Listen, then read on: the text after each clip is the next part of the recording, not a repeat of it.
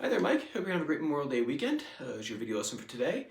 Two things I want to talk about. I'll go down the list. If you have questions at the end, or maybe look at anything, feel free to shoot a message on over and I'll do my best to answer. So let's get to it. So what we've done here is, so we've had the minor pentatonic scale for a long time now, right? This guy right here. And I'm a big fan of adding on to things we already know, so that way you're not learning like a brand new concept every single time. You're just building off of what you already know. And the one thing we did that we found that was in a lot of doom metal stuff was actually the blues scale, ironically enough, right? So we have this. Now the reason why they like that sound is not necessarily because it's bluesy, but how the blues players would do it. Right? And stuff like that, but they're interested more in this sound. It's called the tritone, the devil music. So it's been called. And that gives you the cool sound of that we found in High on Fire, right? The 10,000 years, or the 10,000 years by High on Fire. So you have that, right? Stuff like that. You find it in Black Sabbath, you know, a lot of that doom metal stuff, the stoner metal stuff. You find it in like Bonnie the Lord and things like that. And another thing that we can add on to the minor pentatonic scale is the flat 2. So if we have our A minor scale, right, or A minor pentatonic, we go to the second scale degree, which would be A. So we'd label A, B, C, D, E, F, G, right? Those are 7 scale degrees. So we go A into B, that's a 2 right there, that's the second scale degree. What we do is we flat that note. So instead of being a B, we're going to make it a B flat. So it's going to have this in it. So A, and instead of having a, excuse me, the note B in there, right, you're going to put A, you're going to put a flat 2 in there.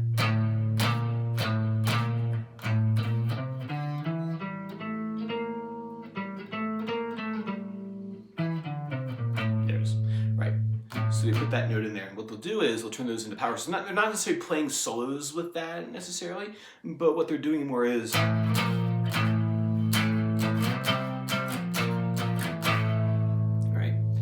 a notable example of a song that uses this would be Them Bones by Alice in Chains. So this scale, what I kind of classify these as, is, so I have like my blues scales. So I have a bunch of different levels of blues scales that we can have. And I categorize my grunge music the same sort of way. I call these the grunge scales. So the blues scales we have what are called bebop scales. You find those a lot in like the more advanced blues songs. It's a family of scales called bebop, and it's all based off of like, not to get too much into the theory, it's based off of Mixolydian scale and you add notes to it. But anyway, that's not important for you. For us, what we're doing, this family of scales is called the grunge scale. And there's a couple different varieties I've come across, and I've categorized them and found examples of them out in the wild. And for this one here, the first one is this A minor pentatonic flat 2, is what I call it. So the name's not important, the sound is, because this stuff isn't born out of theoretical analysis, right, necessarily what I did, but these guys are not trained in the conservatory. What they do is they got a guitar, they're in the garage, and they just make up songs, right? They play songs.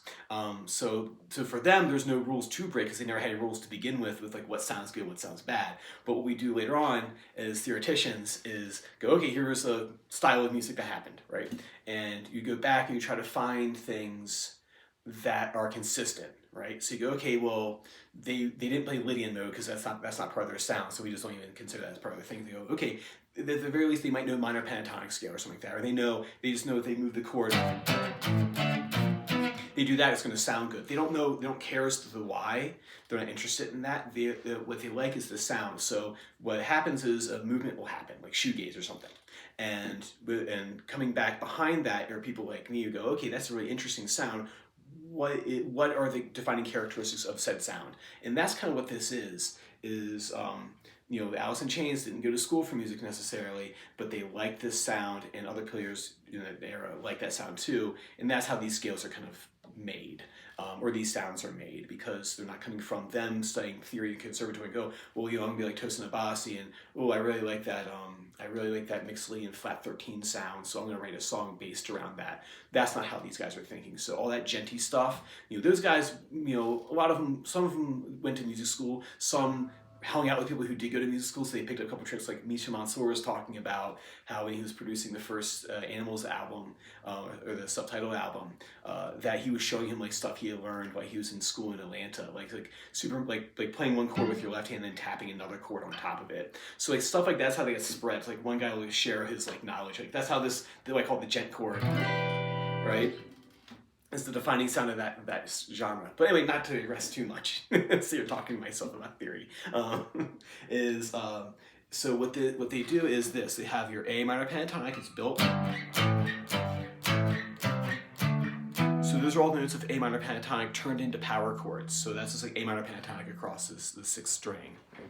Oh, by the way, I really like the fact that you're making Tool riffs. And when I think remember the comment, I love it. It was like, oh, everything I write when I use those tools, everything sounds like Tool. And I'm like, well, yeah, that's what it's supposed to sound like. So you're doing the assignment correctly. If it sounds like Tool, that means you're doing the assignment correctly. So with this, we're gonna take that, right? And we're gonna add that flat 2 in there. So we have an A5, E flat 5, G flat 5, E5. Then we turn a little distortion on. Sorry. Here. Let's use stylistically appropriate distortion. Use a DS1. Let's see here. I haven't dialed it in, so let's see how it sounds.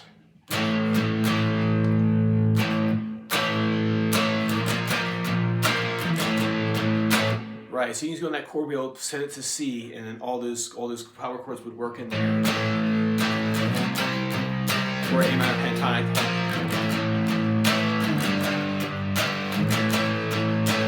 Another cool thing you can do with it too is you can actually combine it with the blues scale. So that's another kind of grunge scale. Is like you take your blues scale, you add a flat 2 to so you take a minor pentatonic. You can turn it into a blues scale, and then in addition to the blues scale, which is this, you can add that flat 2 in there. So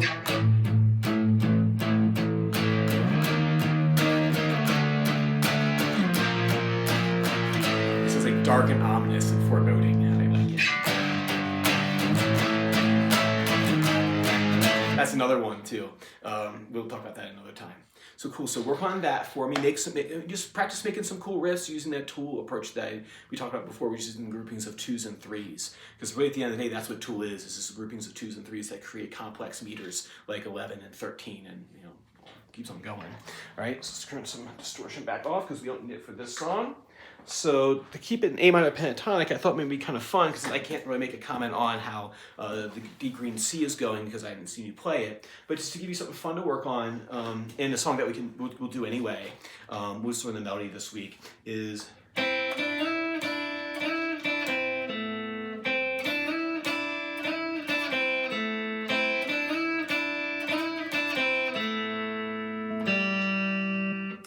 not too bad of a riff. It's very Cure-ish. The Cure, like I said, going back and going, okay, the Cure are awesome. Like, what are the things that they do all the time?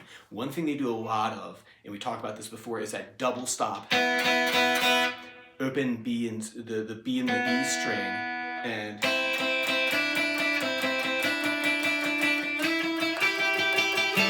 so if I were to write a Cure style intro, this is exactly how it would sound.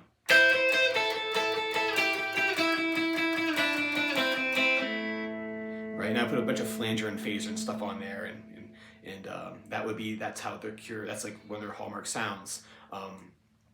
Like say, which one jumps to mind? Actually, the one you're working on now, Deep Green C does that. Pictures of You does that.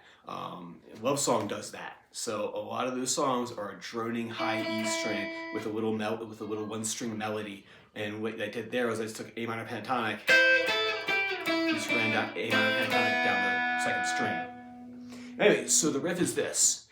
So 1 here, open first string and first finger on the C, second string. Hit that 3 right there with your ring finger. You're gonna hit that and slide up to 5. 3, 1, 3, 5, 3, slide back up again. 3, 1, 2, one more time.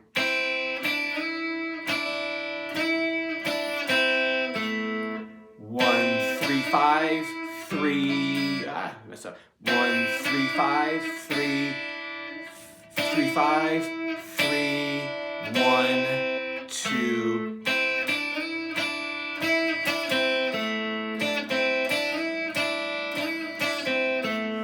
I threw a little bit of this on. I'm not sure what's going to sound like. I think it sounds like fun.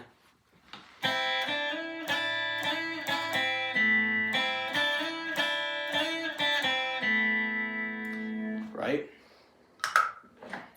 And then the chords, we'll talk about the chords another day, but they're nothing too crazy. Like an A minor. And it goes to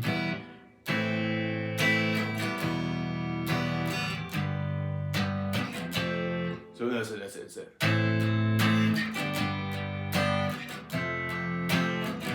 So A minor to a G to an F to an E minor. It's Aeolian if you're curious. It's the saddest of all modes.